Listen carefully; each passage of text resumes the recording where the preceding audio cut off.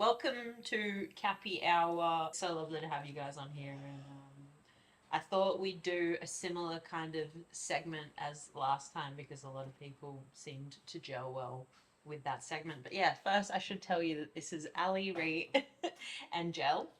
And Jell is my brother. And Ali and Ray are fabulous friends of mine. So yeah, I thought I'd get these brains together and get spitting on some shit I've been thinking about. We've often discussed how men and women polarize each other, so I wondered if we could roll on the more subtle differences that are less talked about. Is there anything that you guys notice that's like micro or macro and quite interesting? A micro difference that's actually a macro is safety for women. Yeah. How much that's priority in order for them to be able to love. Yep. And it's not a priority for a man because he innately feels safe, like loving first and then he'll check if he's safe second. Yeah. Whereas a woman physically can't unless she feels safe. That's a blockage, eh? So Yeah. I don't really think that a lot of people address that because there's also like so many elements of safety of, you know, whether your amygdala is telling you that you're not safe, but you actually are, and like what are your requirements for safety? How do you perceive safety? And then there's intuition, and like there's so many variables to it. But yeah, for me, that would be like a difference that is quite small in our hierarchy, as in for women it's first, for men it's sort of second, but yet it matters for everything. And it's basically, you know, women test men a lot, and you know, we can seem like assholes, bitches, whatever, but ultimately what we're testing for is, are we safe? Mm-hmm. Is he going to walk away? Can he be a man? Can he stand into me? And all these subtle things, and men just feel like they're being bloody nagged at, which sometimes they are. Yeah. Or sometimes the woman needs to assess why she needs that level of safety or what's going on for her, because it could be pathology. But I don't think enough men and women understand that, or how much a man can really easily diffuse a woman by stepping in rather than or ignoring or whatever. Yeah. As in letting her know that she's safe by stepping in, that's what you mean. Yeah. Or like working towards making her feel safe. Mm. But it is one of those like massive, it's one of the massive differences between men and women that both men and women don't realise is so massive. Because like we've all got our lived experience of our sex. So like the line I use is that or like the example I give is for men, like I go and walk into a car park at night and I just walk straight to the car. I don't think about my safety at all, or like taking the bins out. I don't think about like if there's anyone around, is there someone behind that car, is there someone behind that pole. I just like spin the keys in my finger, just like straight to the car, don't even think about it. Whereas for women, the experience is always like looking for safety in those kind of sketchy environments. So the line I use is that for men, we're always safe unless we're not, and for women, you're always unsafe unless you are. So it's just like this really different kind of view of reality. But yeah, when it comes to like love and relationships, the safety thing is massive for men and women. And women need to feel safe to feel loved. That line you said was safety first, love second, which seems like so mental to us because it's just so hard for us to kind of be like, okay, well, what is unsafe like? What is that experience like? How does that feel? Yeah. But we orientate ourselves completely differently in the world for safety. Whereas like for men, because we're the more physically capable of the two sexes, it just means that we've never really had to think about it or deal with it. It's interesting. So like as part of that too, women's asset in terms of safety is their ability to kind of communicate and make networks and relationships. It's like the language that was developed in terms of like smaller group settings. Women are always building relationships and like trying to kind of without making it sound manipulative, like look for allies and try and figure out like assign themselves with people that are safe, and basically because there isn't that physical ability to be safe, all of it has to kind of work through networking and relationship building and language. And I will also say it's like women that might not feel safe in themselves or might not feel safe in relationship but are saying no, but I love him or her or whatever the thing is, a lot of the time that's just conditional love. Yeah. So you can reach conditional love, Yeah. but you can't reach unconditional love. So it depends on which love we're talking about. Yeah, which one? That's interesting. Which is it's interesting in terms of that common example of like men not wanting to kind of commit to, like, say you're in a new relationship, like man's in a new relationship with a woman, the man is unlikely to want to jump into that kind of like, oh, you're my girlfriend, we're committed, we're in that. It's like it takes the man a little bit more to kind of get to that point of like, oh, cool. And that's like, you know, a lot of that motivation is also like the fact that we're driven to spread our seed, right? But the dynamic that happens there is that like women often don't feel safe because they're not like, don't have that level of security of like, oh, cool, like I know where I stand in this thing. So yeah, you see those relationships start where it's just like non-committal and whatnot, and like that can go on for a bit, but eventually that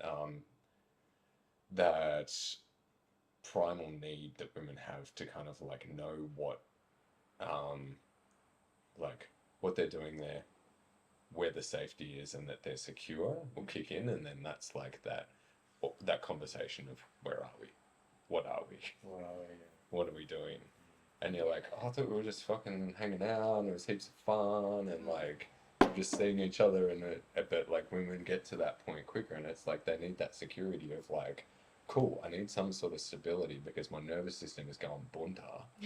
Then I'm turning into paranoid. Yeah. Yeah. Because it's just like I don't know where I stand. Yeah. Interesting. That's so interesting, that reflection on guys just being able to chill a little bit more, and chickies are more often than not projecting into the future. It's true. It's so fucking true. But we don't need it. Yeah.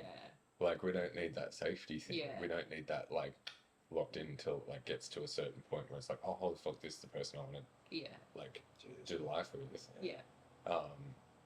But before that, it's just kind of like not even in our consciousness Yeah. at all. That's cool. That must be nice and light.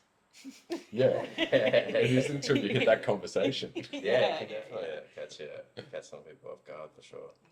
At what point does the guy need his certainty as well, or his safety? And because that comes later, sometimes when that's not granted in return, that's when you can tell that the thing is more of a conditional kind of love. Yeah. Like I know I've been with girls in the past who, when I had gotten to a stage where I thought, oh, like I'm going to see where this is going, per se, or maybe when I was maybe a little bit less sure of myself, maybe, where I'd said that and it wasn't, I could tell it wasn't received well, or it wasn't received in the way that, like, they didn't feel necessarily safe. They were kind of like, oh, this isn't that interesting anymore. So in a way, without getting too far off topic, in a way, when you're younger and a little bit more clueless and you're dealing with the gender roles of the whole thing, you're almost, the relationships that you're in, I think, kind of reward you for closing yourself off and for being a little bit more mysterious and stuff. But then when you start to get more sure of yourself and more keyed into your masculinity or your femininity or who you're attracting and the life you're trying to build for yourself, that's where you're much more able to approach those discussions of safety and stuff way more effectively. And I mean, and you know that because you're being honest with yourself, you know that it needs to happen now, kind of thing. It needs to happen at this point. I can't just kind of sit in this sort of weird grey area. But now we're getting into another territory. But it is interesting. I was just on that point that Rick was making around, because I think like sometimes I felt not unsafe, but I felt like I wasn't safe to be myself around XYZ, you know, X person, you know. Trust over time. Trust, as well. yeah, for sure. And Yeah. I think it takes a long time for us to like, for guys to, yeah, fully just be like, oh, actually, yeah, this is really cool. And yeah, I think, yeah, in the past, I think to a degree as well in the past when I was younger, I definitely didn't understand that. I suppose when a girl felt safe, I didn't understand, and I was like, oh, now you want something, and I wasn't there, you know, and I didn't understand. I was like, how could you think about it that way? We've hung out 3 times or something. Like, it was so like matter of fact. Yeah. Things were so like, we've hung out 3 times or we've hung out 4 times, and you've already told you. It happened years ago. A girl said to me the first time we hung out, "Hey, I'm not looking for anything." So I just fully went off this thing going, "Oh, she's not looking for anything. Great, that's all good. I'm in the same boat." Blah blah blah blah blah blah. A few months go by, and then she's like, "I'm looking for something." I was like, "Oh, whoa! You already said the first time we hung out that you weren't looking for anything. So why would you go and say that?" Like, so got like a bloke going like, "Why would you say that if you didn't?" You know? Yeah. But anyway, And what she's saying is, I feel safe now. that's it. If you would exactly. like to That's it. enter into this. If you would like, I have changed my mind. And I'm like, but you said this, so I haven't changed my mind, you know? Like, so it is interesting. And I think that sense of masculinity, like being direct, you're kind of much more likely to be able, with experience, to read that earlier and then provide a safer space. And if not, if you can't provide that, then being like, oh, I'm sorry. Yeah. Just hard to, yeah, it takes 2 to tango. Anything else to add? I'm sure. On that or other No, that's or other subtleties. No, that's subtleties? anything Subtleties. just to that. I just didn't want to cut you off if you were sitting on something. Oh, not really around that, but I guess the only other thing I can think of, but this isn't that subtle, I guess, is generally, to your example, obviously there's different pathologies and different personalities and blah, blah, blah, but as a stereotype, men will say what they mean. And women want to distort that into whatever agenda or suits them or whatever. And a lot of the time it's like, no, man, he's saying exactly what he thinks and you've twisted or turned it. And then also women have that thing of expecting men to be mind readers. Yeah. That's a big one. Yeah. Yeah. That's a big one. And like we've also spoken about, men have a different depth to women, not better or worse, just different. So we need to be clearer with our communication in order to, I guess, have those healthy conversations and not expect him to mind read. Yeah. Do you think that, I'm curious, I'm asking a question of everyone, do you think that it's up to the guy to go deeper or sometimes up to the girl to go a bit shallower I think in that depth? It's interesting. Go deeper. The guy needs to dive in deep. No matter whether you're male or female, you can only be expected to go to the depth of what what is available to your awareness. Yeah. So, you can't expect an apple to be a banana. You Yes. can't choose a really simple man or woman and expect to talk about the theory of relativity or how you feel about it. People can only meet you as deeply as they've met themselves. Yeah, exactly. Well, Yeah. So it's just like, Exactly. yeah, but we just answered my own question, sort of thing. Yeah. It's just like, if you want to go deep, go deep. yeah, but I think you do have to try to meet each other somewhere. Oh yeah, it's not always up to the dude as well. Yeah. It's funny that we're looking at each other while having this conversation. We should preface again that we're brother and sister. It's funny how like we talk about it in that way. Oh It's yeah. like, you're like, yeah, because when we're doing this, and Yeah, true. look at me. guess It's because we have such a close. It's because we have such a close brother and sister relationship. Not like that, but like we have such an interesting a friendship and a closeness and stuff. It's interesting watching each maneuver the thing because we get along so well, but we're really at like different ends of the spectrum in regards to how we maneuver things. Cap has helped me to understand women better and understand that depth and stuff, and I helped Cap to chill out, like not chill out, but to be like, hey, I don't think it means this. I think it more means this and stuff. So it's really interesting to learn from the other side, and then from Mum who's coming in just fucking throwing something so rogue in there. You're just going fuck. I love that about you two in your relationship. That like you do contrast each other so well. That like complement each other at the same time as Yeah. contrast each other. Yeah, yeah. Thank you. Helping each other with the map upside down. Yeah, straight up. It's back to front. I think that was on maps for me the other week when I was driving. I was like, "Fuck, which way?" It was the typical like stereotype. Is it left up here? She's like, "I don't know. I'm stressed out. I'm not sure." And I was like, "Is it left up here?" It's coming up. It's coming up. She goes, "I can tell I'm stressing out because it's kind of like, don't stress. Just tell me." Foot goes off the accelerator. Yeah, exactly. Gone 40 kilometers on the M1. Just gone left. This turn off. This turn off. She's like, I don't even use this app. It's the other app that I use is usually this one. I'm like, well, then use the other one. Can we circle back around to Rihanna mentioned about mind reading, and it's my speculation, but like with that mind reading, is that in a way the safety thing, as in like women are kind of testing men to see if they know, if the man knows where she's at. So she's like, oh, he'll know, and then he doesn't know. Yeah. Yeah, it's like, you motherfucker, Yeah. straight up, Yeah, I don't yeah. trust you anymore. And then Yeah. and then it turns into I'll be my own man because I can't trust you to be a man. So that's Yeah. interesting. And I think like sometimes it's not even like they're fully aware of it, but they'll say, like they'll say, oh, no, I don't want to talk. I don't want to talk about it. And you can tell that there's a problem. So then you're kind of in this position where you're like, do we pry a little bit? And I think actually really good things come from that, being like, oh, I can tell that this is an issue, but they're telling me it's not an issue, but it's an issue. And then that's where the direct element of being like, well, when you're ready to talk about it, we'll talk about it. Yeah. Or if you want to talk about it now, we'll talk about it. Mhm. But obviously something is up, Mhm. and then you kind of unlock something different, and then, then they go, oh wow, well, that was really cool. I didn't. Maybe it was a reflex in them. They didn't even realize it was there. They didn't realize that they wanted to talk about it. So sometimes it's like in this kind of weird, not manipulative way, but it's like you should know, and then other times it's like I don't even know, and then that you can feel an energy. You can feel attention. You can feel attention. You can feel it. There's a problem. Yeah. There's a bit of gritted teeth, and you're like, could just leave this, and it would be pretty chill. Which is most men choose that. Yeah.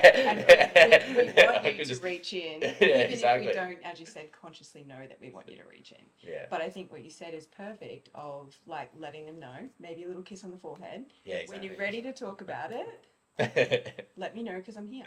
For sure. That's And then it's that thing of then it also diffuses it because it makes it like you're almost calling her out, as in it's like ball in your Let's court. say It's something now like that. your turn to Yeah, that's it. respond. Well, I mean, it's either that or you just go, no, there's no problem. I'm gonna go mow the lawn, and just kind of dose and just go mow the lawn for an hour, and then they're just fuming Yeah. in the corner. And you're just like, oh, she'll calm down. Yeah. And meanwhile, she's like watching. There's a really good meme that's kind of like that. It's like, I wish I could pull it up. Maybe I'll find the meme and put it in the thing. Yeah, it's like this girl like sitting on her bed. She goes, I'm gonna ignore him all day so he knows that I'm angry. And then the next one, it's this farmer on a tractor, and he goes, what a nice quiet day. And it's literally the most perfect meme because he's just so like has not picked up on the fact that she's just off it. Kind of following on from that, I read that women need to feel connected to have sex, whereas men need to have sex to feel connected. What do you think of that? I think it's pretty true. Can you? So, women need to feel connected to have sex, whereas men need to have sex to feel connected. Yeah, and I Yes. think that's one of the aspects that we do really polarize each other. And like, largely when I'm talking to male clients about this, I always use the example of when I was a child, I really loved horses, and I used to walk to the neighbor's house to be with her horses.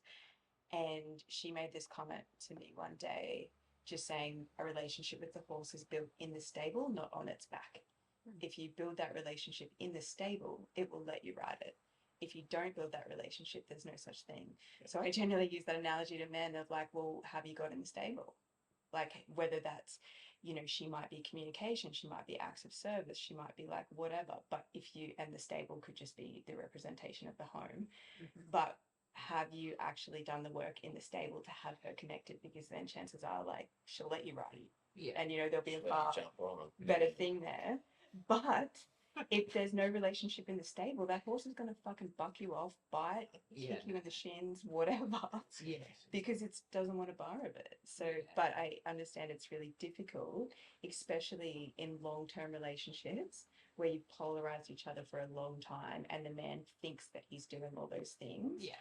And she's either not seeing that, potentially not letting him in, or he thinks he's doing it, but he hasn't even scraped the sides. Or maybe he's doing it for what he would want, but not how she receives that. Because, there's plenty of things to be done in a stable. You can brush the horse, you can clean up the shit, you can change the water. How does she receive that connection? Yeah. So, I say it's pretty true. This article was saying that men are more turned on just like randomly. And whereas with Spontaneity. Yeah. One time I had a guy over here and I was just washing the dishes and he came up behind me and kissed me on the neck and I was just like, whoa, like, fuck, that's like so soon sort of thing. I was like, it surprised me that like in a way I just didn't feel, I guess, safe. But it was just like he was trying to just create something and I was just like, sure. And that's happened a few times with just like different guys. Like they're trying to give and I'm just like, It's an interesting point though. But are they trying to give, or are they like kind of not really giving you the way that you would want to receive it? And someone come up and I just, Yeah, it's. But then again, if you see, I think that's actually like a really sexy act. If you are, that's what you were if going to say. if the work in the stable is done, or next, That's it, exactly. But it's probably not the way to form a connection with a woman. I just had this thought. I was like, it's incredible because when a girl does, I mean, for me, what I want to do to them, I love it. Like when they like take control or when they're really spontaneous and it's not like really like thought up, and when they do something kind of hectic or naughty or something like that, I'm like, oh, you like that? really love that element. Or when they do something quite physical or say something, that I don't know, I just think I really like that element of like that taking control element of it. I think because remember we made that little joke the other week when we were doing my testing and Alistair and I were bantering about what would make a good prostitute. Enthusiasm. So if a woman is showing enthusiasm, whether that's to a particular sexual act, or like, hey, I'm inviting you in, men are so used to being on the outer a little bit there. That it's like, oh, and once again, it's the ease of mowing the lawn. It's like not saying it in a derogatory sense, but the ease of like, oh, I can float into this. Yeah. Because like the safety is first for a woman, love is second, love is first for a man, safety second. It's like that sexual act or connection. Which one are we in? Then it's like, oh cool, she's already there. Yeah, that fully cements that actually what you guys were talking about before, what everyone was talking about before. It's that element that probably the first time you hung out, if that's all it was each time, where they're just like throwing you down on the bed and putting the handcuffs on you and just jumping on, you'd be going, fuck, this is hard. But in the beginning, there's a kind of like a more like soft, I can only say from my own experience, I love that softness and that femininity and everything like that. But then afterwards, once they feel safe, then they throw this mad contrast on it. Yeah, that's cool. And that's what's cool. But yeah, if it was too much that way in the beginning, then I stand corrected. I probably just in a picture of you in bed just surviving. just absolutely survive. I think with that thing about men wanting like sex brings connection. That I can't remember if it's Oscar Wilde or Mark Twain, but it was like the line was everything is about sex except for sex. Sex is about power. I think it's Mark Twain. Mark Twain. I'm pretty sure. I thought it was Oscar Wilde. Oh, true. Anyway, No, that's good. someone fact check us. Yeah, someone fact check. But it's like the power dynamic within sex is really, really massive. But for men, it's like for us with sex and then getting connection from sex, it's like when we have been given the power. It's like when a woman opens to us and like allows us and like basically relinquishes to us, well then that actually forges the connection for us. But basically because we've been given the power, and then it feels it feeds something in us where we're like it's hitting something in us, and that's what kind of like brings that connection. Yeah. Because we've been given the keys. Even if I was literally going to say something. When guys are seeing a girl or something like that, they're like, if it's some guys like wait months or something to be with a girl and all stuff like that. And I think a lot of guys will be like, oh, if I don't live with him within a week or something like that, it's just like, just not into it. Even if you're talking like sex before marriage and stuff like that, it'd be like, for me, I know for myself, I wouldn't be with someone if it was like a sex before marriage, because I would need to know that sexually things are in line, that they're compatible. But I don't necessarily even think that that's a masculine feminine thing or male female thing. But it's personal preference. And probably a just- personal preference. But I think like as a man, there's a part of me that would want to know that, because I would think that it's a really important part of Can she express of herself? the puzzle. Can she express herself in that way, or Or will she let me in? yeah, or will she let me in? And We'll share the keys. Yeah. yeah, can we share Share the keys? keys, Can I yeah. wear the belt one time, the chastity belt? Could she fucking unlock it? But no, it's like there is that element too where, yeah, like, can we explore that as well?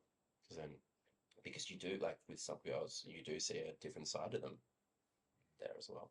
And then sometimes it's just like more of it's an accentuated version of how they move through the world. And if you get to see the most intimate, And then sometimes vice versa. You Yeah, just get a sometimes really vice versa. extroverted person that sure, comes into that situation and is That's just it. like a robot. absolutely, or It's the starfish. super shy person. It's just, yeah. I wanted to talk a little bit about that thing we were talking about the other day. You're saying that men are more visual, women listen to words. Women listen to words. That's such a good way to put it. Men like the nice thing, the nice titties, and then women like listen. No, that's good. I didn't know how to say No, that that's without good. it sounding washed up. How do I re-say it? Well, No, it's that's basically great. like, yeah, I think that's perfect because it's like, I think for a woman, it's like, if you can touch my mind, you can touch my body. Because largely it's that thing of like, in order to have sex with a woman and like, I guess, healthy sex, you need her to be in her body. Yeah. So if she's in her head, but the head is a great way to get in Yeah. to then diffuse her into her feeling sense. Yeah. If you can't go straight to the body to get her in the body. Yeah, it's really funny. I was walking through this thing with a friend of mine and he saw this girl that he found attractive and he's like, geez, my dick would look good in her ass. Oh my And I was like, really? And then I was like, hang on, my dick would look good in her ass. And I was like, That's a vision. hang on. So you're thinking about, like, what blew my mind was I'm like, you're not even like thinking about her ass. You're thinking about how your dick would look in her ass.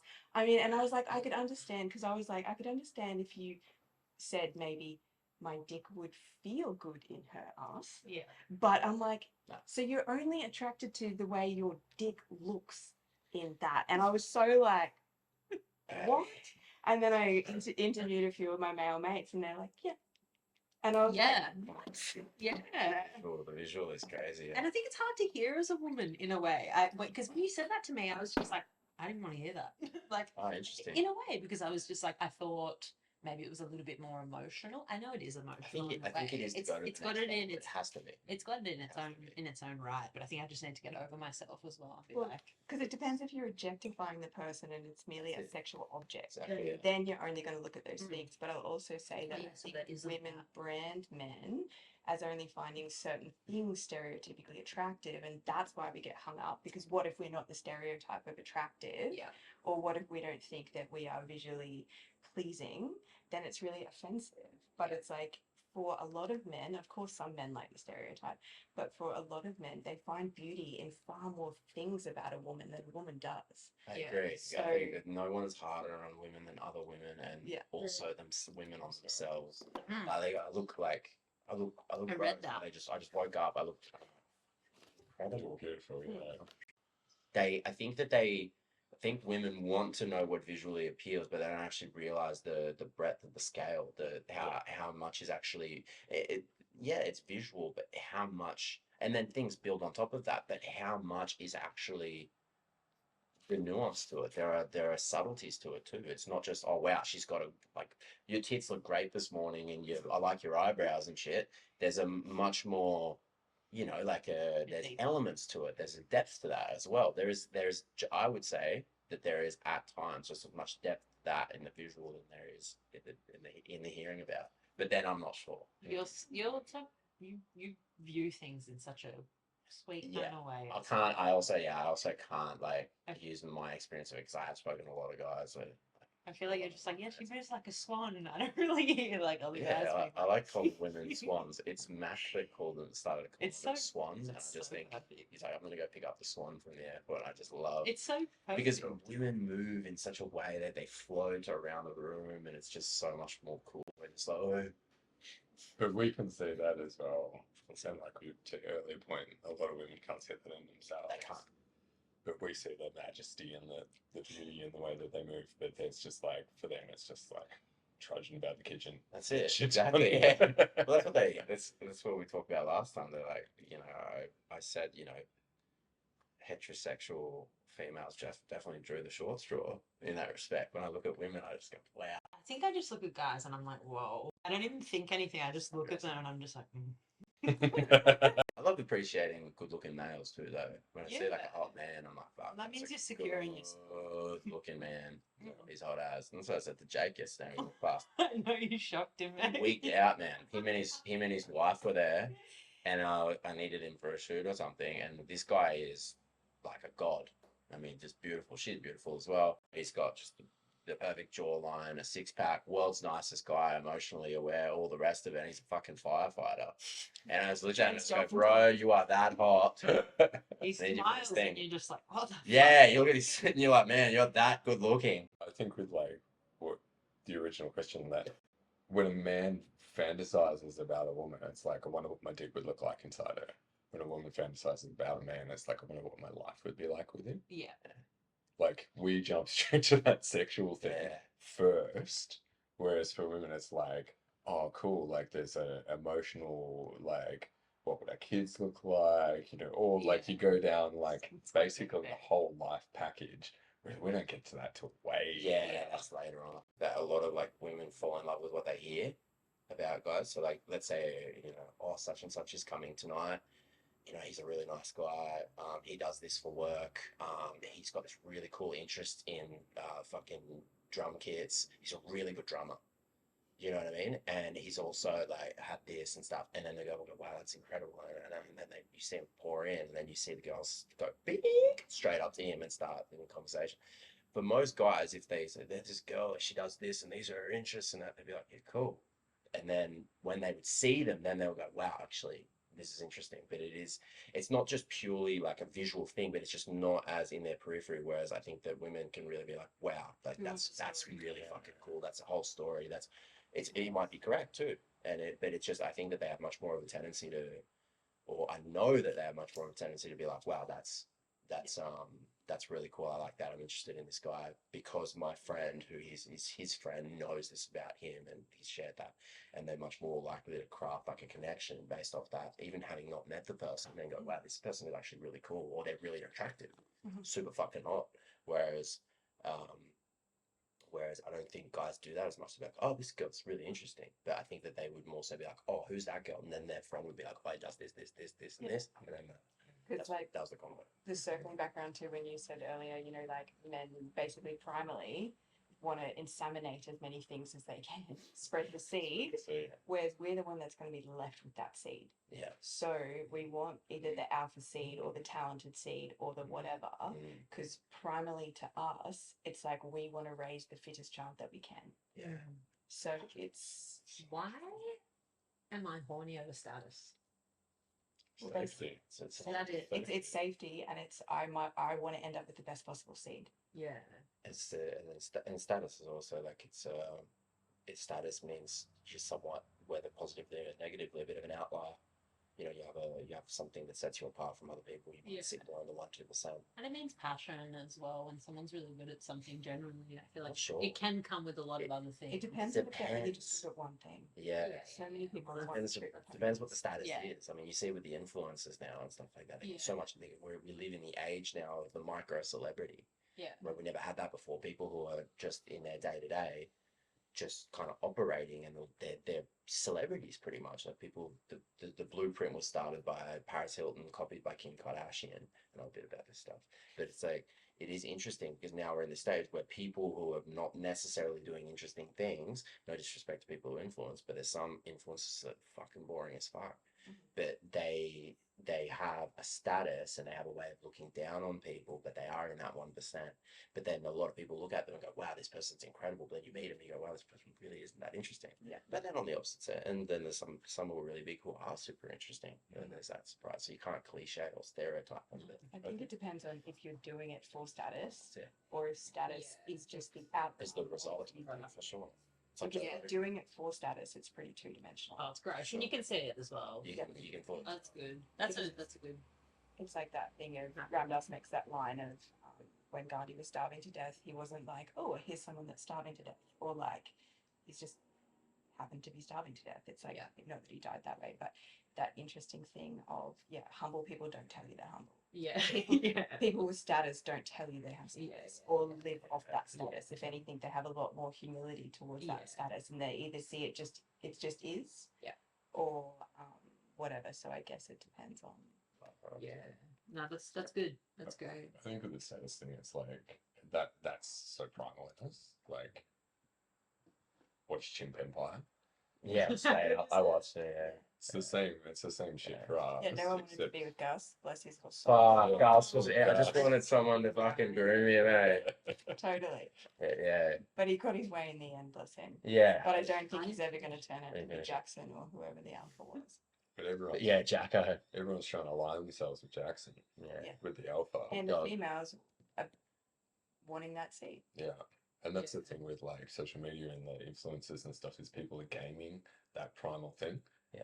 They're like, oh, I'm hot enough to and can take great photos of myself To to really make put- myself look important. And people kind of click into this like primal, like there's Jackson, there's the Yeah, alpha. that's the Like I alpha, want to be like near, like them, around them, accepted by them, whatever it is. It's like so deep seated. It feels good too. It feels good to be accepted by that person. I think when you're not as sure of yourself, Mm. it feels great when someone who has status goes, "Oh, I'm going to be around you." I see that when I was younger, when I was like first getting started in the photography, videography stuff. I was shooting a lot of it and getting invited to all the parties and things like that. And I would hang out, and there was a part of me that'd be like, "Wow, I'm hanging out with people who collectively have millions of people following them," and it's just a number. But there was a part of me when I was a little bit more insecure that was like, "Wow, this is cool." You know, and then you start to realize it's actually they're just people, you know. And I got a bit of that in like working with that swimwear company, and Yeah. I was the opposite. I was like, get me away from it because it just brought up.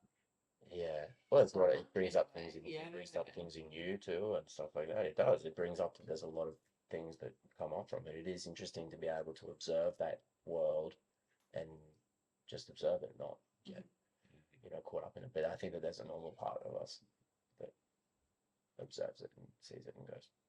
Yeah, depending on where you are at in your life as well. There's a party Depends on time. your worthiness, your unworthiness, so much. But also, I guess that's probably maybe a good example of a tiny way that you can relate to a female. Is like Big time. being into that story of like, oh, cool, maybe I'll be the selected during these parties or whatever it is. I'll be picked up and then given my crown too. Yeah, absolutely. Fucking hell. No, it's true.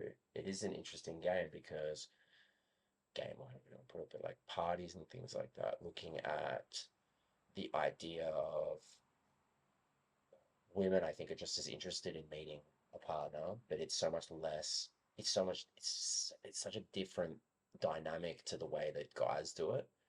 Yeah. And you can see it on nightclubs and You can things like see that. it. You can see how guys approach women, what women are looking for, how women are turning them away, but they might still be interested. And it's this kind of this back and forth, and then men coming in looking like, some of them look legit like chimpanzees, walking up to them with a mic going like, "Hi, I'm such and such," like, like, "Do you want a peanut? Like, do you want a cashew or something?" And it's like really, and you can just see this thing. But then on the opposite end of that, when someone comes in, no, but yeah, but the reason is I saw that happen. Yeah. And he wanted to was cock blocking his mate, and he came down and sat down with some peanuts. And I'm just going, fuck off away from your mate. He's trying to have a chat with this. It's such a, like, but I think that you have to be, yeah, now we're getting into another territory, but there is such a thing when like, I think also when guys see a girl that they're interested in that they're not with at all sitting with another guy, they're just so much more primal and they want to block them and they want to cut their grass and do all that sort of stuff. And It's this unconscious kind of behavior. it's interesting, yeah. And it's when you're not in your power, when you're not as masculine, and when you're not like nowadays. That's something that like I don't feel anymore. But I used to when I was young. I'd be like, oh, I'm missing out, or you know, when I was yeah, a bit more insecure and things like that, or you know, fucking roasting myself here. But anyway, just self-aware. When I was younger, I had no fucking clue. Yeah, Like a teenager, when I was in my early 20s and stuff, I had no clue around stuff. And I also thought that pretending to be more masculine or, you know, beating my chest was how I was going to be able Bought to. the peanuts and walked over. Yeah, I would walk out with my peanuts and go. But you know, what do they actually find attractive and stuff? And you're trying to like feel it out. What do women actually like want and stuff like that? And then you start to realize, man, like you can be this kind of, you can be the way that you want to be and have a contrasting feminine side and a masculine side and a passionate side. Then it makes you more strong, more masculine, and more attractive in some ways. Yeah. You know, Yeah, you're more complete. Because like more we were complete, speaking more about complex. before, More, it's like that thing of like, you know, a present man, a man that's in his body, and obviously it depends on what the female's looking at. But when you're just in your body, you're not basically when you're not trying. There's a difference when we first yeah, do something that we have to try for a little while, but then we want it to become automatic. sure. So we want that automatic. I'm just here. I'm just here in my body. If you want a conversation, great. If you don't, that's okay. Whatever. That's very true. That is the most attractive thing. But I think especially when you're younger, and also for like I was super insecure too, and like I joked with some friends about like I don't regret any of those younger years of my life, but I look back and I'm like, oh, I was so shy that I wasn't even remotely in my power, and like, you know, I did miss out on lots of opportunities because I was just too scared to take it or step into it or whatever the thing is. That I kind of think it's funny of all those things where I've been on the female side, not just with male interactions but in general, and I would never want to go back, but it's amusing of like, fuck, if I had the confidence that I have now to just simply be there, to be present, then who cares what goes on. Yeah, Hanji. Presence. That is such a big thing, isn't The it? biggest gift of Yeah. them all. That's your really cool. presence. But you see it all. You see it a lot in the sort of round up the party talk. But you see that happen as well when when a guy or even a female is operating from that position of that presence and just kind of making their way through and not trying to impress anyone, not chasing anyone. Mhm. There's an element of that that is actually quite attractive, Totally. or the contrast that comes with it. It's the You know, detached, sometimes the detached side of it, the contrasting side. I think like there was a lot of like a guy who was younger and he was telling me like he didn't know how to sort of approach women and things like that on nights out. And I said, look, firstly, it might be worth looking at different ways to approach women, not necessarily just nights out. But if it's nights out, you know, don't approach with an intention of this is what I want. Just go as soon as I've approached and I've opened the conversation. The rest is I've won essentially, and anything that happens more from that is just a bonus. But also, you know, little tricks and things, not tricks, but little things that are really cool is instead of, you know, because he was saying like, oh, you know, I try to like be like nice and say nice things. I'm like, man, give him a compliment and then walk off. Say, I really love this about you. I love your shoes, or I love your eyebrows, or I love that t-shirt, or I love this is from a movie that I really like. You say something really quick and go, that's epic. And then you walk off, go to the bar and get yourself a drink or something. And then later on, you might make eye contact and then you have like a little point. A lot of guys sit there and go, wow, you got really nice shoes on. And then the whole thing just kind of like, they're like, yeah, sweet. And then but you can tell that they're giving that compliment purely for, what are you going to give me back? Yeah, from that, what are you going to get back? And when you're younger, you can be forgiven for doing that. But if more guys just went, oh, I'm going to give this compliment without an expectation necessarily, then We'll either reconnect or we won't. yeah, exactly. And there's something that's attractive to, I think I would be prepared to say that it's something attractive, especially in those younger circles. When a guy does something without a motive, You know, you can see a lot of women, I think, get attracted to that. They're like, man, this guy did that. He bought me a drink and he walked off. Yeah, because you can feel the motive. Like if I need something from Yeah, you, yeah. like if I'm like trying to get you to shoot me or whatever, you know, irrelevant of how long we've been friends, I would be putting that big lump in between us. And Yeah, yes, it's invisible, but you could feel it. You're like, what is she doing? Exactly. Like irrelevant of how I was playing it. And I think that we're all sticking this stuff in between us. Yeah. And then you're not going to get to the person anyway. Or you're going to get to a falsehood of each other because you're both investing into this kitty that isn't really anything. Exactly. But yeah, when you're actually being present with another person, you're not future projecting. Yeah. That's my expectations, my outcomes, my whatever. It's like if you're actually there now, it's like that person can sense that. They can feel that. But if you're there, but you're like, how can I fuck this person? That's it. Yeah. Or like, It is what that objective am I aiming for? It's like that lose some stickiness in the actual kind of connection. It does. It also goes far as saying that if you're looking at it in real simple terms, it also ruins your chances. Totally. Much of the time, wanting to have this thing. 100%. And then if we think about it, our presence is the biggest gift we could ever give to anyone. So that is the compliment that I'm just right fucking here. Yeah. Here we I are. really appreciate when someone gives me their undivided attention. Yeah. I wanted to talk a little bit about performance in sex. Should I walk It's out? like a bit. I don't know. Well, I don't know. Is there like an element of performance naturally in sex? I guess like I think that there is an element of performance, but how much of it is a genuine expression of yourself? Yeah. And how much of it is just like you pretending to be a porn star? Yeah. It's so annoying. Do you ever just sometimes surprise yourself though With when you're shagging? Like, I think so. But I think the way you express yourself. I think that like that surprising yourself is like probably a really good outcome Okay. in terms of like if you are expressing from a genuine place, you are expressing yourself, and you're like, oh fuck, didn't realize that was in me. Yeah. Well, then it's like, oh, cool, I've uncovered something about myself. You're not married to it. Of like, oh, now I'm that person. Now I've got to do that thing every time we fuck. Oh no. Yeah. Oh, yeah, exactly. Yeah. But it's like when it's an authentic expression, it should kind of be like, whoa, fuck, that was in me. Yeah. And then at the end, you finish off and you're like, whoa, that was crazy. It's like you kind of come to again and you're like, whoa. Yeah. Because it's that thing of trance-like state. So you're in that trance-like state, but hopefully you're present and in your body. It's basically the same thing of what we were just talking about. Of if you're in that presence and it happens to transpire, great. But if you're acting, then once again, there's something in between. Like, the more like a tiger I am, or the more like this, or the more, or maybe he wants this, or whatever.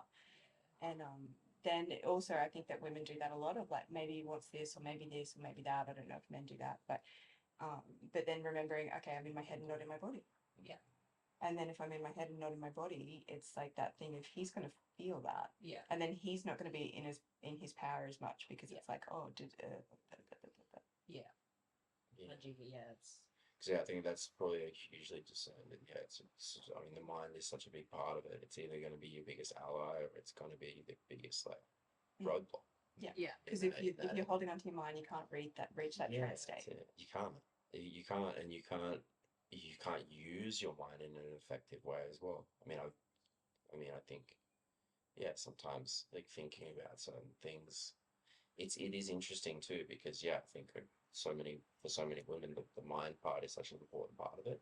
Some would say, and you might say that it's just the presence of being in the body, but I think also when some girls think about certain things, as long as they don't go too far one way, it can really like get them going. It can really turn them on, and they obviously take longer to warm up, But then the best is when they're fully in their body, when they're in that trance-like state, when both of you are. And I would be prepared to argue that it cannot be the best sex of your life for one person. It won't happen. It will not. You can't be like, wow, that was. I think a lot of like guys who go, wow, that was amazing, and then the girl was like, kind of like, well, that was kind of shit, which I think happens a lot. The guy hasn't experienced really good sex. I would be prepared to say. Yeah. And I think that when it's actually like fucking next level, both sides are like, wow. And you can't just be one side. Yeah. Going. Yeah. Yeah, I agree with that. I had an ex-boyfriend of mine compliment me of like, oh, basically you were the best I ever had. Mm. And I was kind of like, I didn't know if it was just like a flippant compliment because it wasn't the same for me, that I was just like, That's interesting. okay, cool. But then he said it again some years later with such a genuineness that I actually felt pity for him. Felt That I was like, oh my God, like Well, you obviously haven't really had the had you haven't even been able much to actually experience. have that. 'Cause, yeah that had the same sort of thing Yeah. happen with me.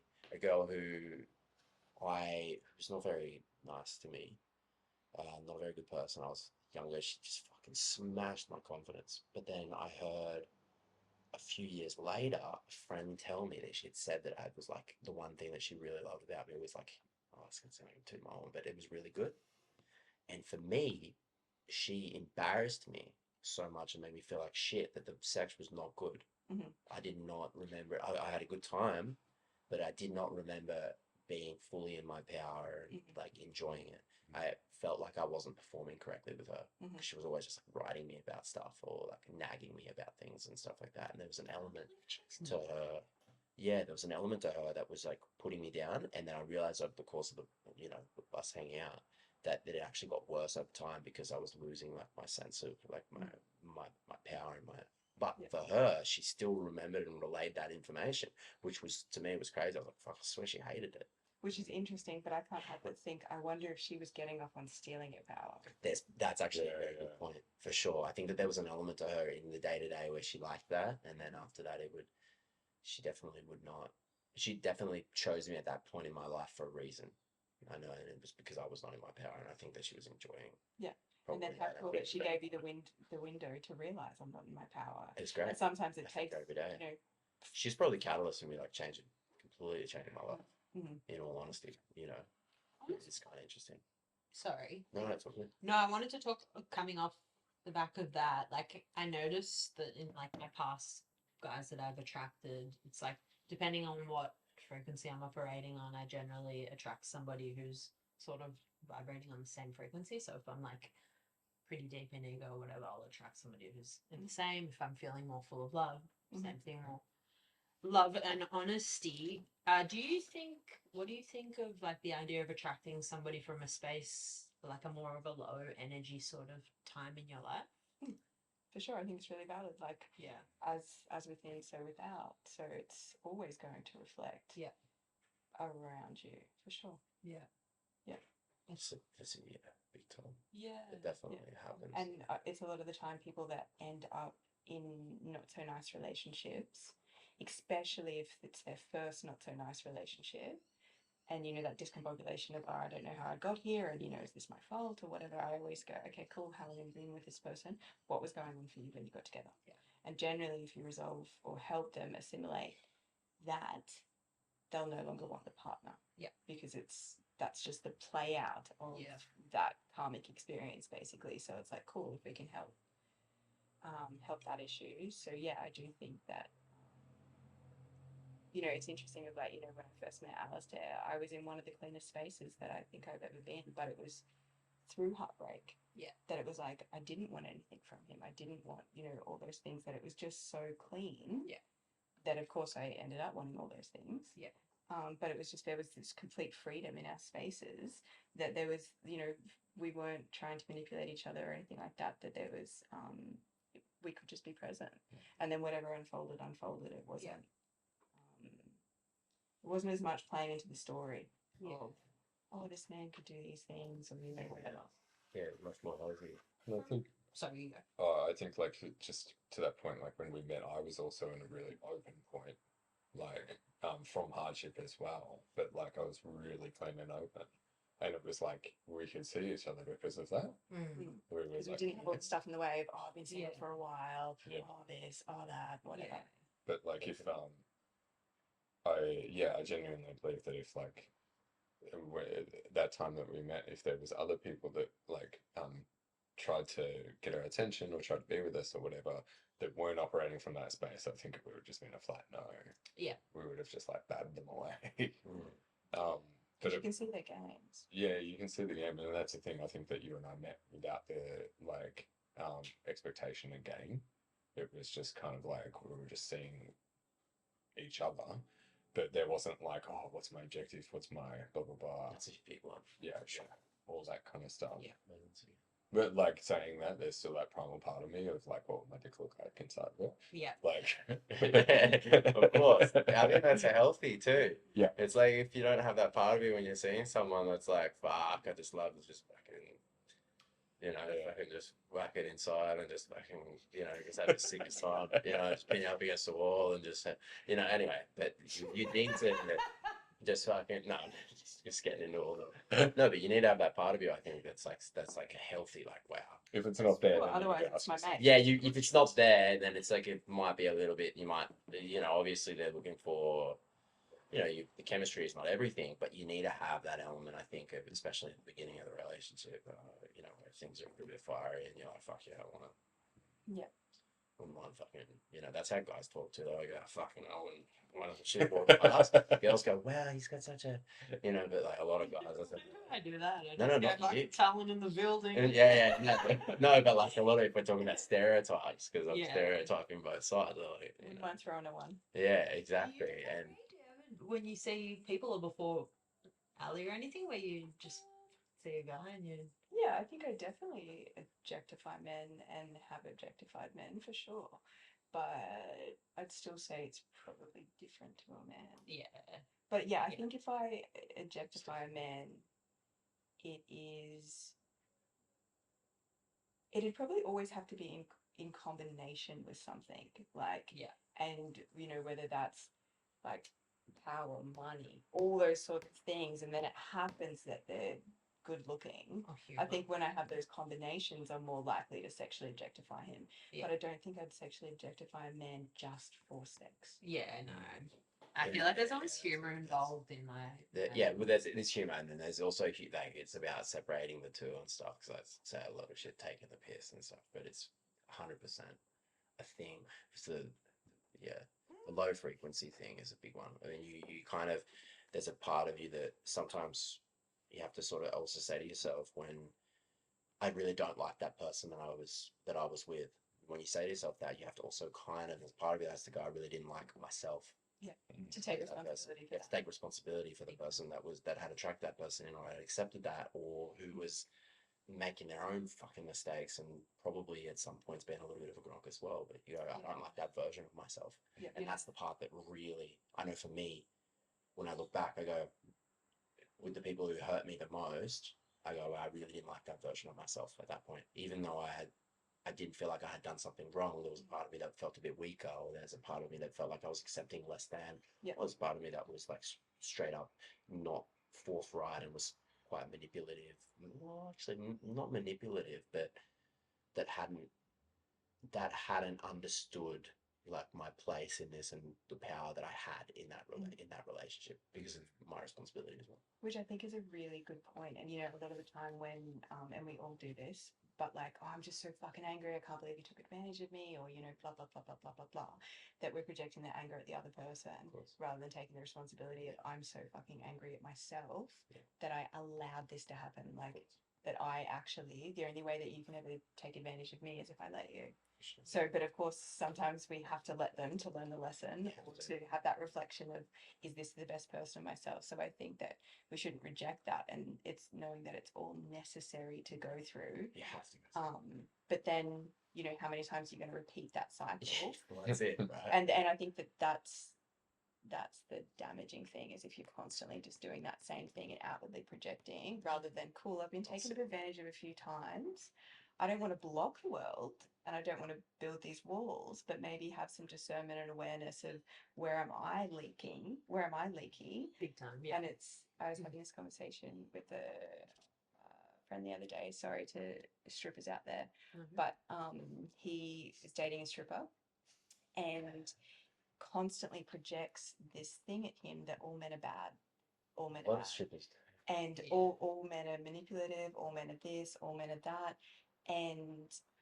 But it's so funny because she's also very proud of how dumb are men that I get to take their money. That's what they do. So That's stupid that I'm taking the patriarchy, but then but they'll fuck take the that money. patriarchy. well, totally. And it's that thing of, by the way, for a well-balanced stripper, I think what a great job.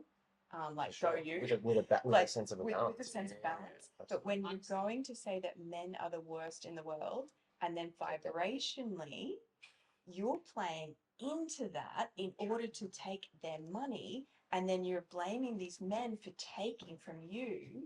It's like, you know, just because these are separate things and your boyfriend's at home and this is your work, you're still vibrationally taking and then blaming him for taking.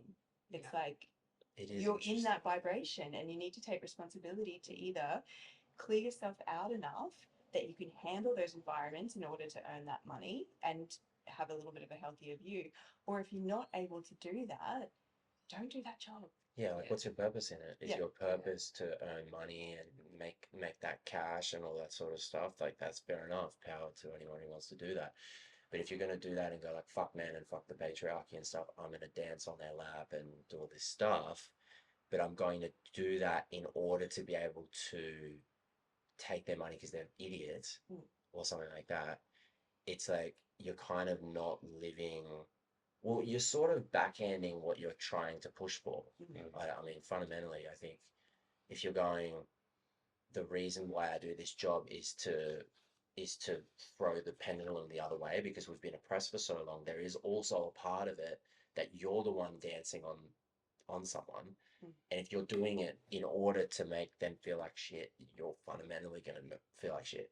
I don't know, like there's because I got no problem with sex work whatsoever. I have views on it, but no problem with it. But it is interesting to me that so many who are in sex work have this view of guys being this way or that they can read guys. Like some stripper friends of mine that I've hang out with, they're like, I know exactly what you're thinking. That's kind of the vibe that they give me. I'm like, you don't. Mm. No, what You think you know. you But think you I know are because you actually think putting your that's projector it. screen Exactly. and you're the projector putting 100%. that over the top. Put it on me because of all the guys that you're interacting with in the club and It stuff, and you think, reaffirms. yeah, that's it. And physically speaking, Much you easier. know how to physically and emotionally like spin them around. Like you see, it's actually quite incredible to watch. But you see them a lot at bucks parties and stuff like that. Those girls know exactly what they're doing, but a lot of them are having fun doing it. Mhm. And I think it's more of like we're just here like have a good time with the boys at the bucks and stuff. But they're actively being just enough interested in a guy that the guy's going, well, I think she's kind of fucking keen on me. They start throwing money down and all the rest of it. And then inadvertently, they're less respected by the stripper players. They say as they take more of their money.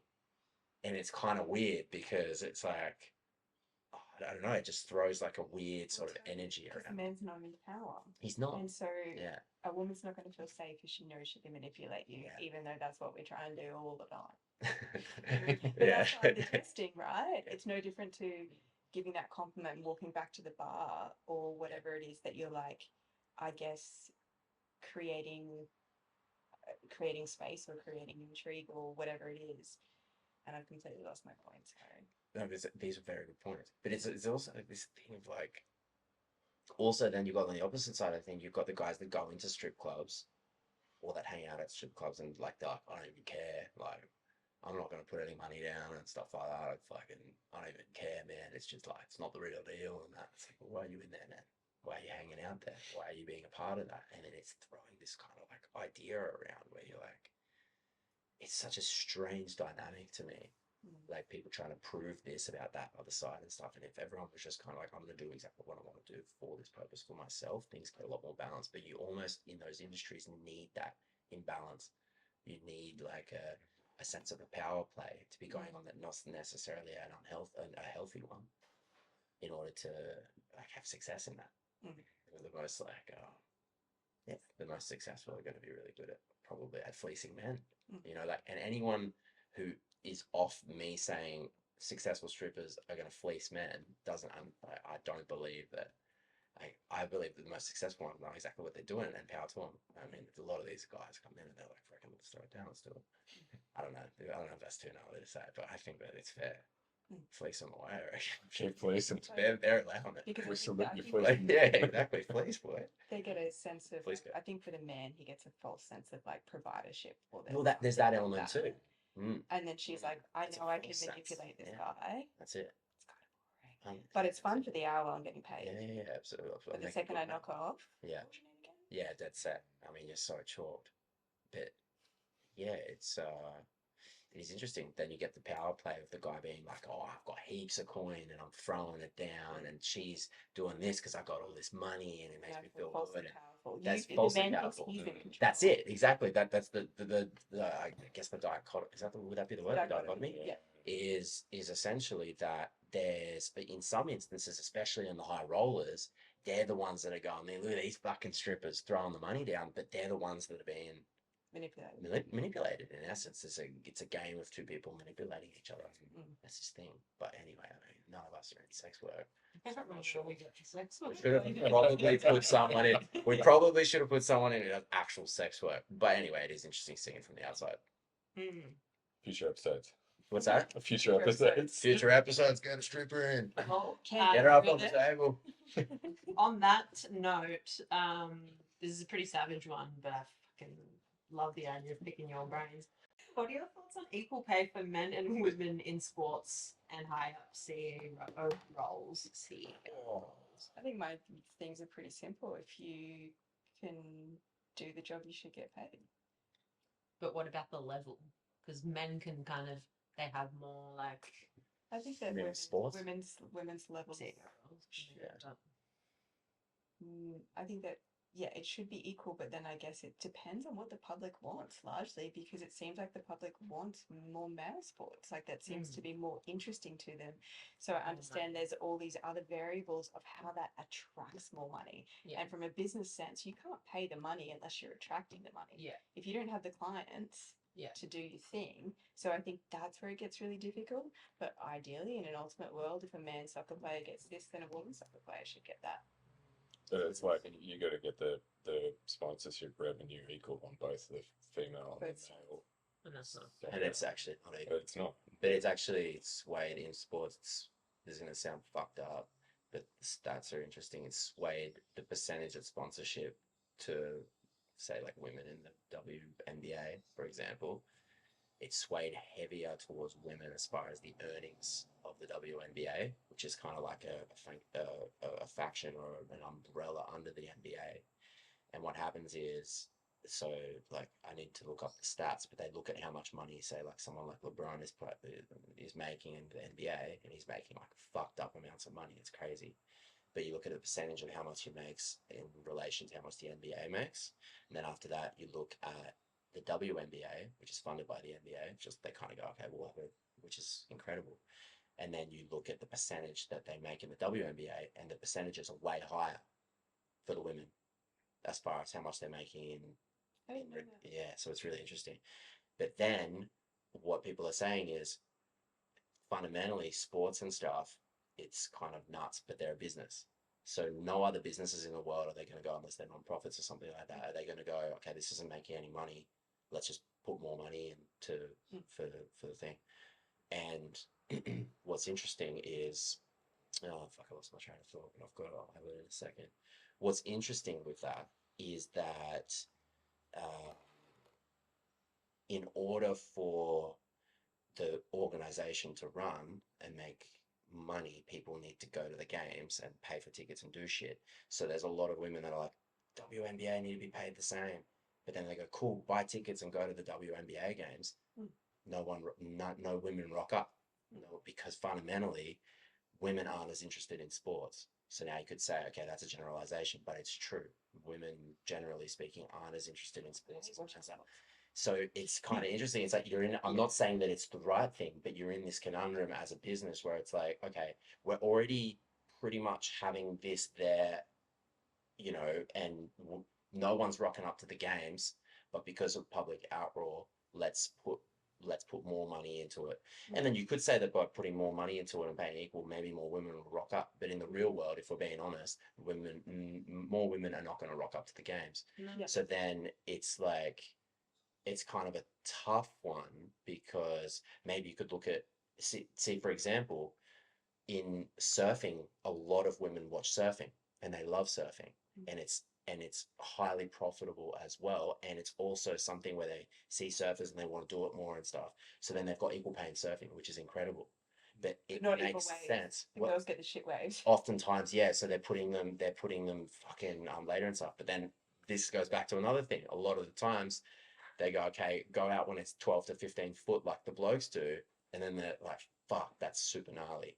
But then there are a bunch of women who push harder and go bigger waves and push the sport even further. Yeah. So I'm not saying that they're being motivated and then it's a positive thing to motivate them in that way, but fundamentally, if we look at it without emotion, the more women support that, the more sports as an organization make more money for women to be able to do it. But if we put down a blanket rule of they pay 50-50 for sports, or the same for sports that are not making as much money, so if a WNBA player gets paid the same amount of LeBron, the organization goes broke, essentially.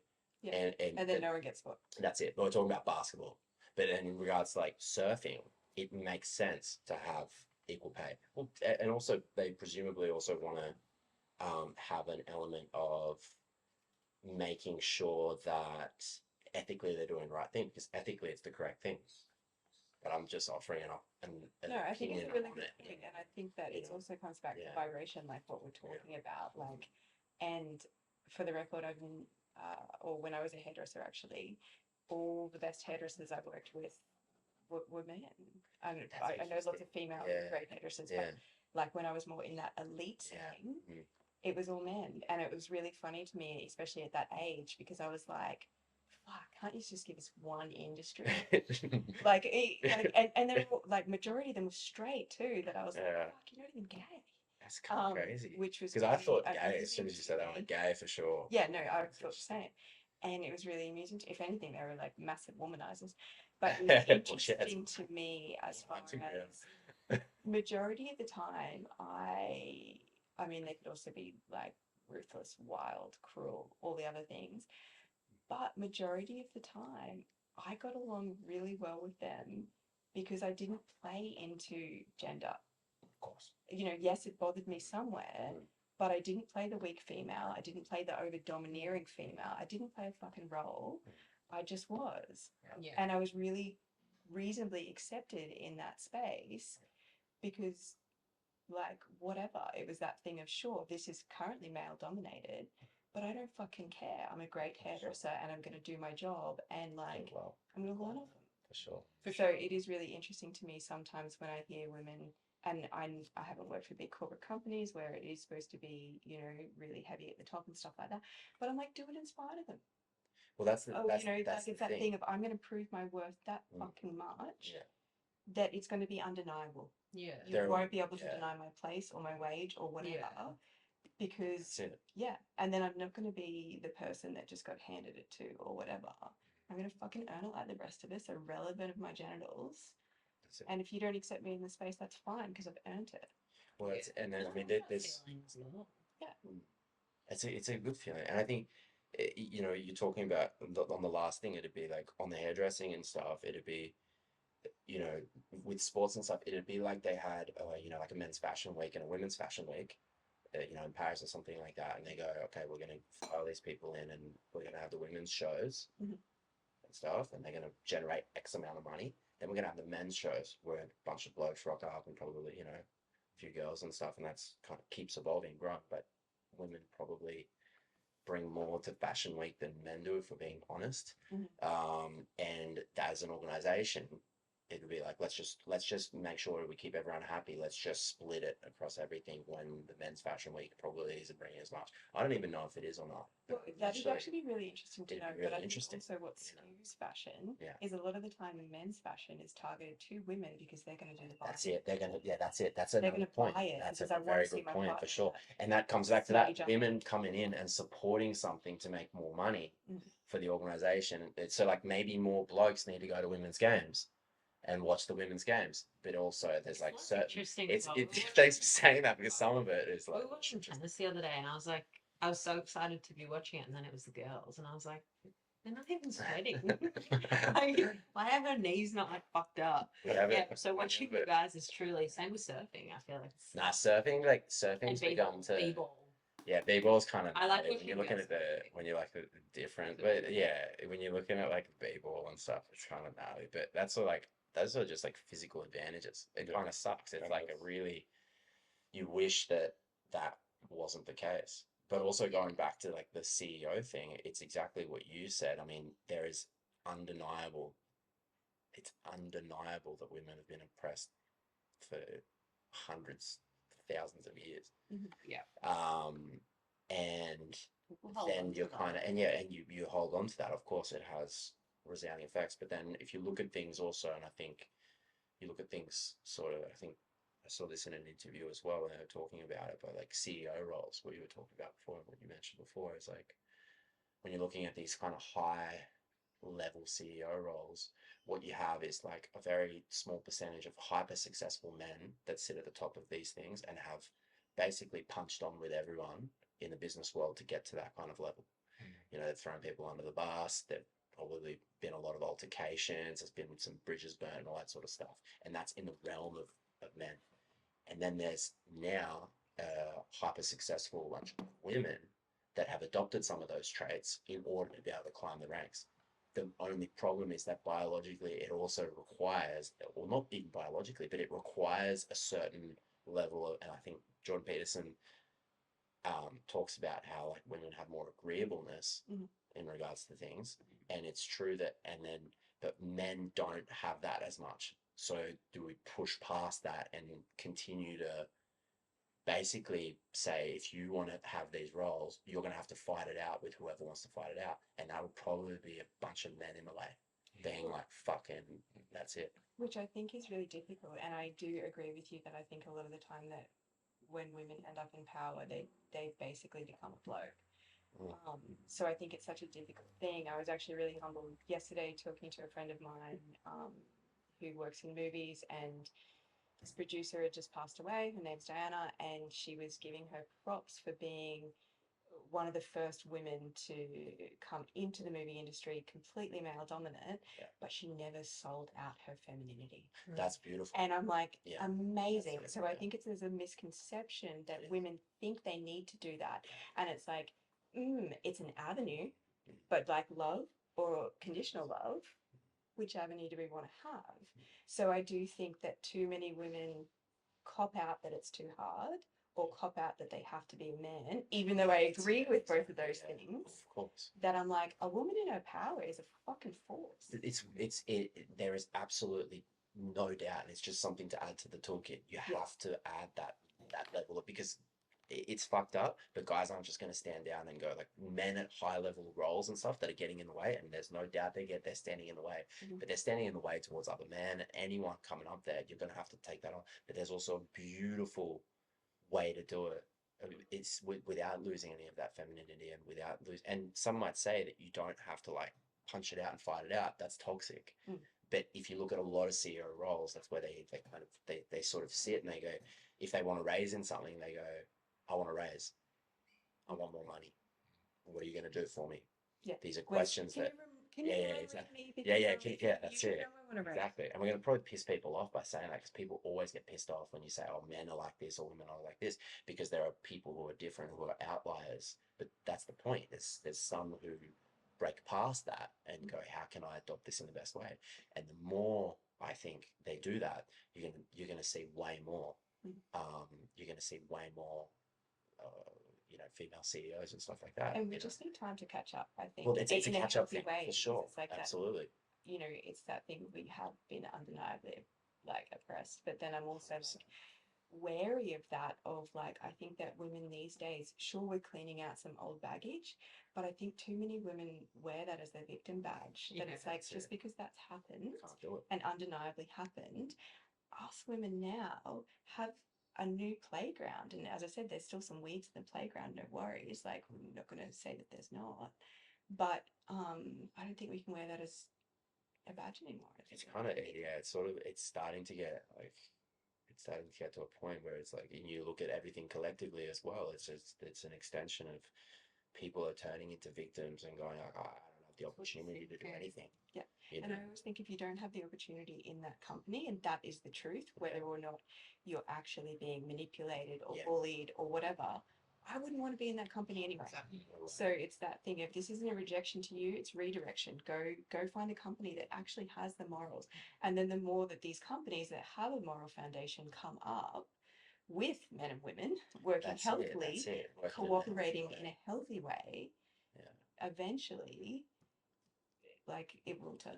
Well, it will turn, and it's what Cat was. This is going on another thing, but it starts in the micro, like in the small ways that men interact with women and women interact with men. I mean, Cap was talking about the fact that sometimes when I was around other guys, I would slap it up with them and have a chat, and then they would be engaging with me, but they wouldn't be talking much to Cap, just like they wouldn't be treating Cap in the same way that they would treat me, right? And it also made me realize that sometimes, like, if I'm in settings where I don't know people, usually I'll slap it up with the guys, I'll hug the girl, but now I'm like, I'm gonna slap it up with the girls as well if I don't know them in that same way, or if I don't.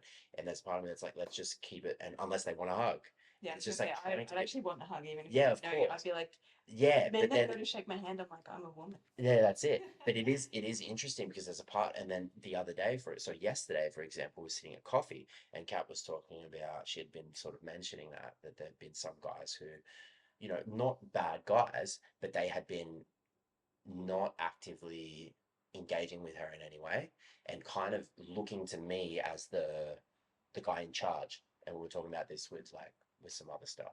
Not the guy in charge, but there was a more of a respect. I was more, that present. and yeah, that's it. Well, I mean, I think that the guy was not, some of the guys just weren't relating to Kat in a way, or they weren't actively fit. But I was like very much like how I am in some conversations. Hey brother, how are you? And girls aren't like, well, Cap's not fully like that. But then yesterday we were at coffee, and a friend came and sat down. Cap, someone that Cap doesn't know super well. He slapped it up with me. He slapped it up with another mate, and he slapped it up with Cap. You could tell straight away Cap was relieved. And then he's in a position of being like very successful in his industry as a DJ. And Cap's just started DJing, and he was asking her questions about things, but not forced. It was very equal. There was not like he's feigning interest. It was an equality thing. And I was watching it going, this is really cool. Because this is where it starts, where like when guys go, I'm not going to treat her differently just because of this. And if we're talking professional settings as well, I'm just going to act in a similar kind of way, then things I think get way better. But I think yeah, it's a slippery slope though, because I don't want to be like walking up to every fucking chick that I see and basically talking to her like I talk to boys. You know what I mean? I still want to retain that sacred thing where I'm like, I love women. It's just being acknowledged. I think that's The what it is. acknowledgement, yeah. But I did love how sincere he was as well. And I noticed it He's straight away. epic. I was like, oh my He's God, epic, who, man. like, And next time he'll probably give you a hug, or he would have given you a hug if it was, but it was very like it was just natural. kind of It was just normal and natural flowing. and cool. Yeah. You know? That's it. I think with like with the wage thing, it's like if someone is doing the job, Yeah. it shouldn't matter what sex they are in terms of like the CEO thing. It's like, oh, cool, you do the thing, and you're like, Everyone is capable of doing the exact same fucking job. it's like, the other. it's like, oh, cool, you're actually like you're completing the task, you're making the business money, therefore you should get paid as much. And I'm sure in corporate, there's still these like sticky little hangovers of the patriarchy still in there. And I've never been in corporate. They would be. So I don't really know firsthand, but I'm sure that's still a thing. And it's slowly probably changing with like cultural change and whatnot. But yeah, as far as sport, it's like how many eyes are you getting on you performing? That's what it comes down to. It's like you're playing tennis, and it's like if you're fucking amazing at tennis and people want to watch you, well, then it's like you should be paid accordingly. Great. There's some sports where men's sport are more exciting, and there's probably vice versa, and then there's like um, other things like MMA at the moment, like with the UFC. There's been that's done so much for women's sport. To be fair, when I watch like a women's one, I'm like, that's fucking gnarly. So gnarly. Because you're watching it and you're just going, I don't see two women fighting. I see two people fighting, like proper punching out. Yeah. They're fully not holding back. It's not to say they're holding back in other sports, but you can tell that they haven't I think fundamentally, if you look at Dana White, not that I agree with everything that he says, but he hasn't set up the women's UFC in order to be like, hey, look at us, we've set up women, we have the girls here. He's gone, wow, girls should fight as well. Like I want to watch them punch on, because that guy, I've listened to podcasts. That fucking, he loves fighting, and he wants to see women punch on, and women who want to punch on should be allowed to punch on. Yeah. So then there's the same level of energy placed into it, Yeah, that he's not making it. Yeah. where he's going like that. Then it'd be interesting to have a look at, because, and then hopefully more women can start going to that and watching them punch on too. But I don't think that's going to happen as much. But like Sorry. there's like the years and years ago there was Ronda Rousey Yeah. who was It's terrifying. terrifying, but like she beat the fuck out of everyone, Yeah, and everyone exactly. wanted to watch her. That's Yeah. it. It was like, Everyone, oh yeah, that's shit, it. That's she's it. fighting. She was the It wasn't like, oh, the girls are fighting, we Yeah, should for support sure. them. Yeah. It was like, oh, Ronda's gonna That's armbar it. someone. She's She's gonna gonna pull out fucking bar someone. sick. And then someone bashed her. Yeah. And then you went, holy fuck! Holy fuck! She's just been bashed within 40 seconds. That's crazy, crazy fuck. Holy shit. You see that, and then you go like, you see the women going, I'm gonna take the crown next. That's what I'm gonna do. Yeah. But yeah, it's pretty sick. Mm.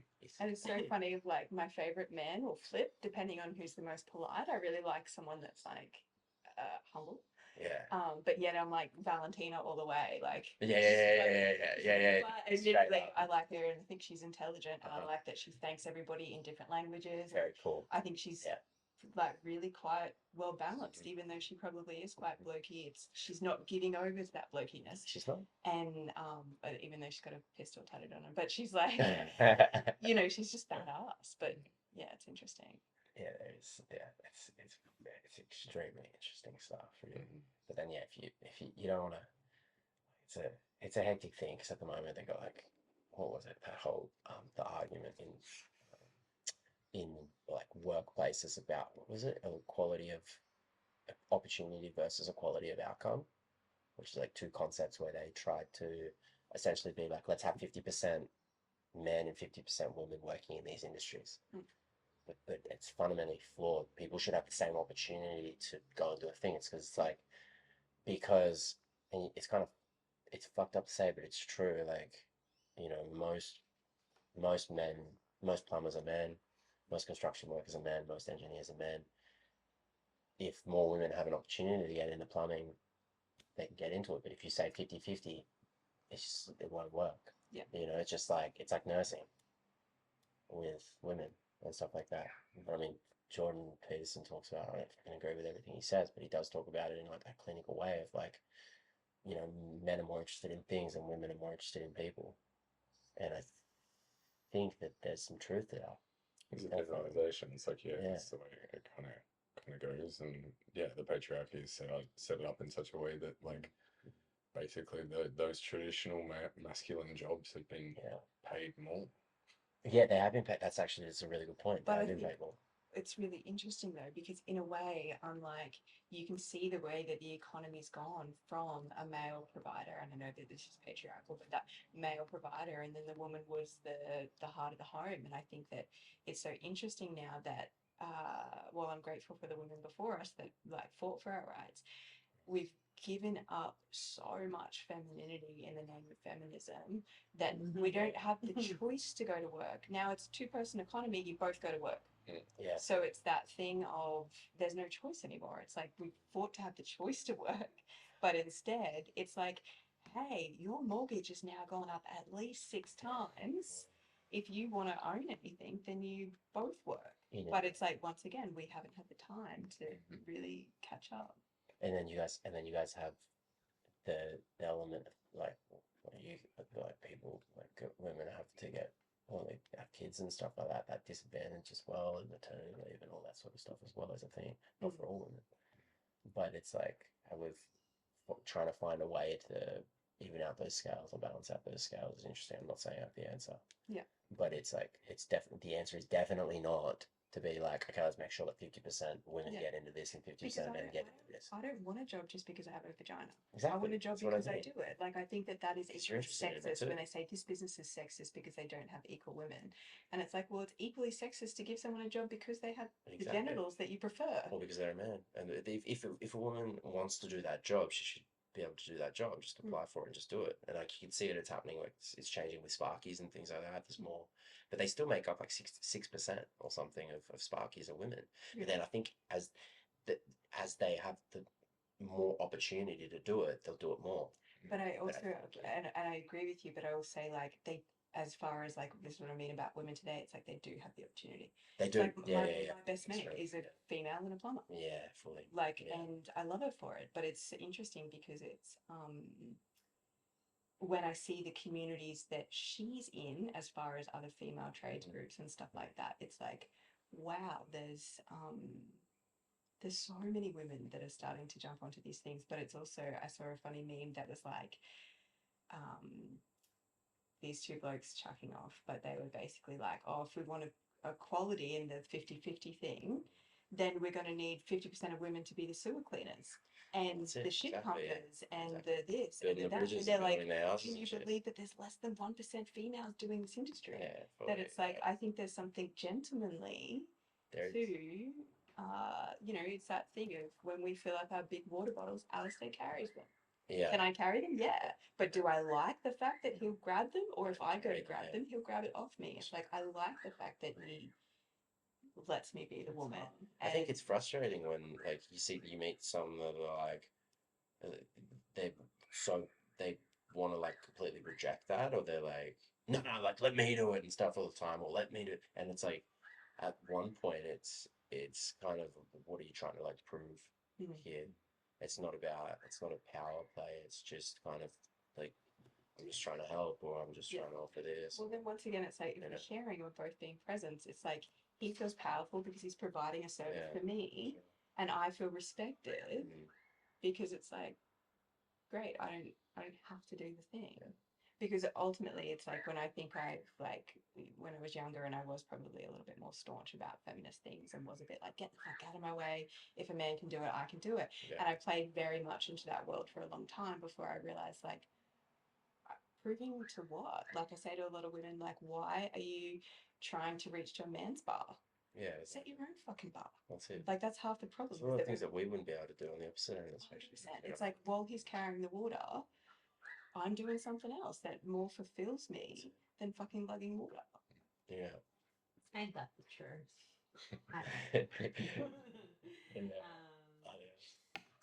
If if someone was to come into this room right now and tell you that you're going to die in a week, what's something you would have wished you'd made more time for? Painting. That I would have wished that I'd made more time for. It's always the same. Hey, it's just like love and connection. Yeah. It's always the same. From in my mind, anyway. If like, you know, you're on that deathbed moment, I'm always going to be like, oh, I wish I prioritized love and connection, blah blah blah more. And it is a good reminder to be aware of that. Like that moment will come. That deathbed moment will come where you're like, oh, fuck, like, I wish that I did prioritize love more. But as far as like, I do try to do that in my day-to-day life anyway, and try to remind myself. But I think it's going to be the same for everyone. For that moment of just like, oh fuck, I wish I prioritized that. It's always going to be an element of that. But It's so different. It's very self-centered, my one. That's fair enough. There it is. Oh no, it's just that I wish I'd been more authentic to myself. That's a big one, yeah. Yeah. I think that's a really shared one. That's a super common one. Yeah. I think a lot of the number one thing But the more pure one is definitely loving. That's a beautiful thing. But like, it's the most common one that they say, like old people, is they wish that they hadn't cared about what other people think for so long. And I mean, being inauthentic is essentially an extension of caring what other people think, and it's really hard to not care what other people think. And I think that there's always like an element of, you wouldn't be human if you fully didn't care what people think. But it's just about trying to be aware of that, I guess. It would be pretty shit thing to live your whole life and have not expressed who you truly are. That's it. I think expression, scary. like when I say painting, it's like taking time to express in that way. But it's interesting because I feel equally as arrogant, as in, I'm sure if that actually happened, it would, you know, a whole mortality moment had happened. But I'm like, I feel like, you know, I don't love everybody. I've still got plenty of fucking dirty little ditches and like, you know, everyone's an idiot and whatever.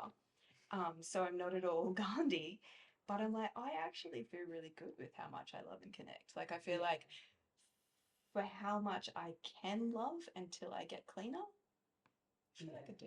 I feel Like like I I kind of like connect harder than I am right now. pretty much. I'm like, oh, I feel like Yeah, there's no one I'm regretting or Yeah. like, you know, Yeah.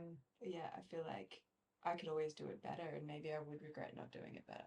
But I feel like the stages I went through that I was caring about what people think or not loving myself or whatever, they were so necessary to Yeah. bring me to this point. And I feel like exactly in my 30s, I'm like so much more comfortable with all that that I'm like, oh, I feel really good about the capacity that I'm at. And yes, more growth is available. But part of me is like, fuck, what can I do in a week? Like, I'll save that for the next life. And in this time, I'll just express. But yeah, you bang on with that with like your ability to express and to share love and whatnot. That's something that you have really and speaking myself too, I really prioritize. And the points in my life where I wasn't good at that, that was the learnings and the lessons for me. Yeah. We did those. And to kind of redirect and recalibrate and be like, oh, I need to actually prioritize like love and connection and all that kind of stuff. And it's but yeah, basically, when I haven't done that, that's been extremely necessary. Mhm. So I'm not like saying that I'll look back on my life and be like, oh fuck, I fucked it all up.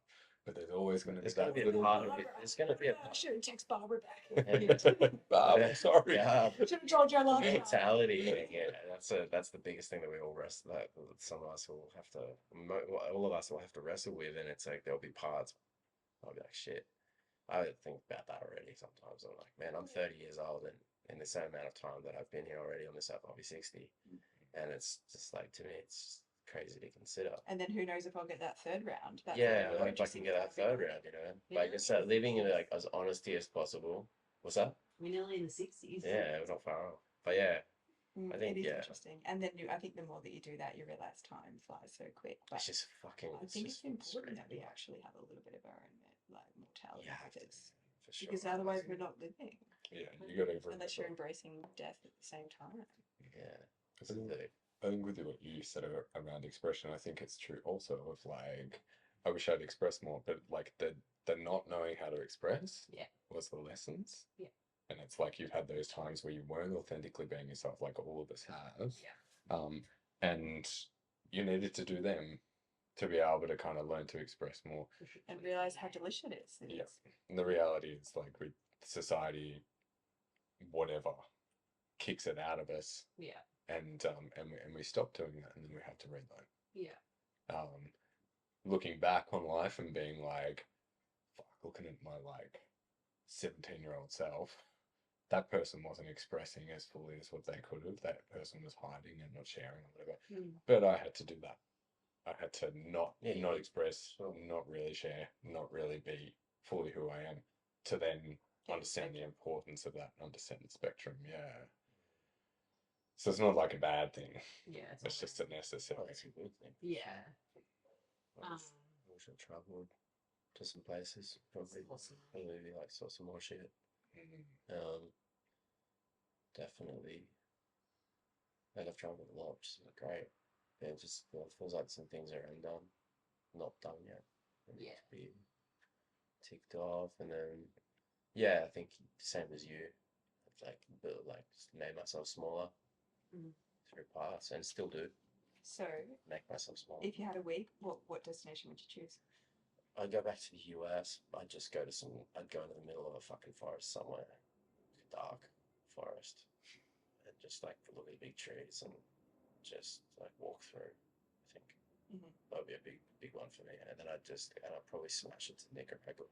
So this beach break there, I can get pitted as fuck, and and then also just try in between to spend as much time as possible with my special people.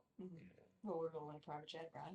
What's that? We're all in a private Well, yeah, we're on a private jet. I would have, I'd have 10 I'll get people. this. I would use whatever. Yeah, I would use whatever coin. I I would use Cash it out. Yeah, I would use whatever coin I have and just get everyone over and just well, we're not asking what I would do, but yeah, that's probably it. You Like, can always that's good. have fun with it. Yeah, that's it. And It'd then be just more. tell everyone that you're paying next week anyway. That's it exactly. Yeah. Don't worry, I'll sort it out. But yeah, just like being more vulnerable and being more like in alignment. I would have wished that I was, but I think that I've done a good job in my life. Yeah. And we're all work in progress. And yeah, that's it. I think like understanding that, yeah, any level of pain is maybe who I am now. Suffering is grace. Suffering is grace for sure. I'm curious. How are you going to get more authentic in a week? Yeah, Capo, you got a week. Authentic just by being kind to myself, because then I can just be better outwardly. Yes, thanks for asking. Thanks for including me in the poddy. Oh yeah.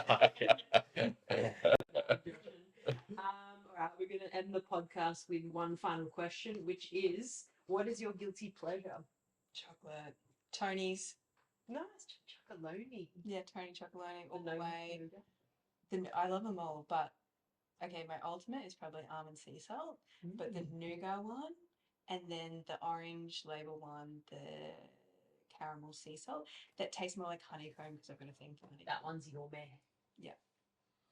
Alibaba. Guilty pleasure. My mind just went straight to foods once you started talking about chocolate.